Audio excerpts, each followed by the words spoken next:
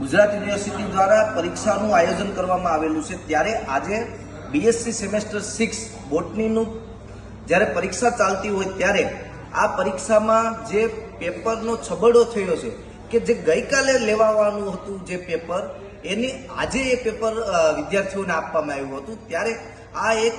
ગુજરાત યુનિવર્સિટીને ઘોર બેદરકારી કહી શકાય એ સામે આવ્યું છે। ત્યારે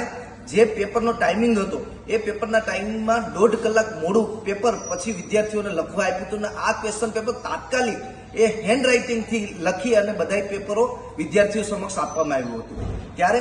આવી જો છબરડાઓ યુનિવર્સિટીઓમાં થતા હોય અને ગુજરાત યુનિવર્સિટી વારંવાર પેપર કૌભાંડો હોય કે આવા છબરડાઓ હોય એમાં મોખરે છે, તો આ પરીક્ષા વિભાગમાં અમારી કુલપતિશ્રીને એક રજૂઆત છે કે જે આ પરીક્ષા વિભાગ એ વારંવાર આવી ભૂલો અને વારંવાર આવા કૌભાંડો કરે છે તો આ પરીક્ષા વિભાગના અધિકારીઓ ઉપર કાયદેસરના પગલાં